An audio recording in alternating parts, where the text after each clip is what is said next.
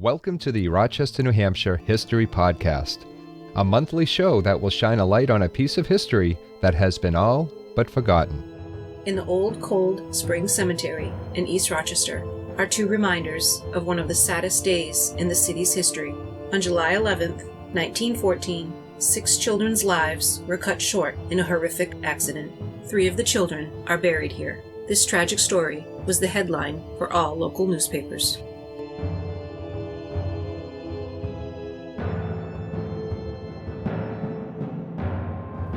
Six killed by train.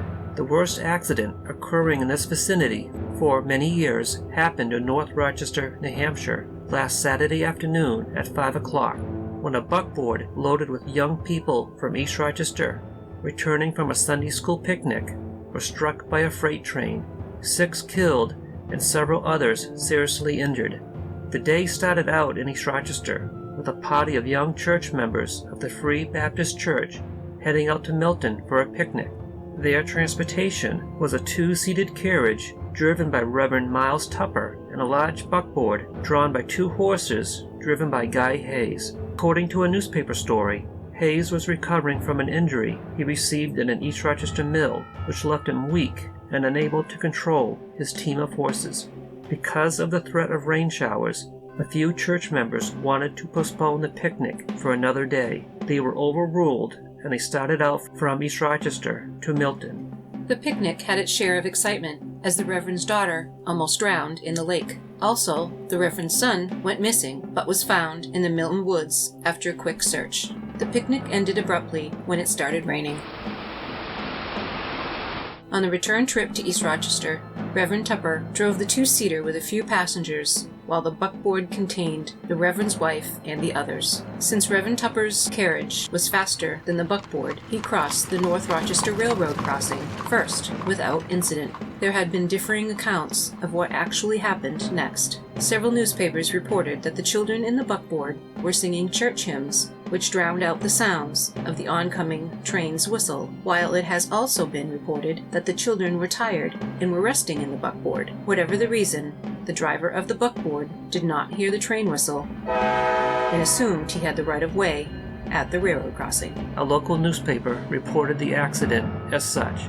They were within a few feet of the crossing when the freight train appeared in sight. Driver Hayes swung his horses to the right into the ditch and embankment. The horses became unmanageable and commenced to prance. The left wheels sunk deep into the ditch and toppled the buckboard right into the train. The buckboard struck midway in the 5th car of the train. It was completely wrecked, the occupants being thrown in every direction. Several saw the wagon making for the crossing and witnessed the crash. Neighbors rushed to the scene. Homes were opened for the injured, and every available physician in Rochester summoned. In East Rochester, the news spread like wildfire, and teams and autos were rushed to the scene. Quick action by the train's engineer saved 2 lives. Engineer Barry threw on the brakes, not because he knew what had happened, but because he saw the horses which had been attached to the buckboard running away. The lives of 2 more children would have been crushed out had the train moved another foot. Who the dead were. Miss Leona Blaisdell was the daughter of Harry and Jenny Fuller Blaisdell and was born in East Rochester. She would have graduated from the Rochester High School the following June. She was the organist of the church choir and clerk of the Sunday school. Miss Muriel Blaisdell, Leona's younger sister. Miss Helen Andrews of Portsmouth was adopted by Mr. and Mrs. William E. Blaisdell. She was the cousin of the Blaisdell sisters. Miss Edith Blaisdell was the only daughter of George and Jenny Blaisdell of East Rochester.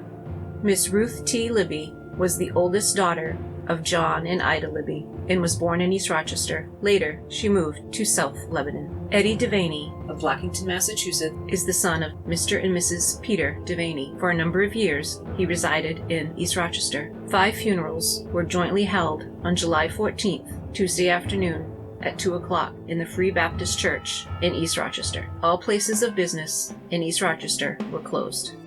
This ends the podcast. If you have any questions or comments, please email bobgriffinpodcast@gmail.com and come back next month for another episode of Rochester, New Hampshire History.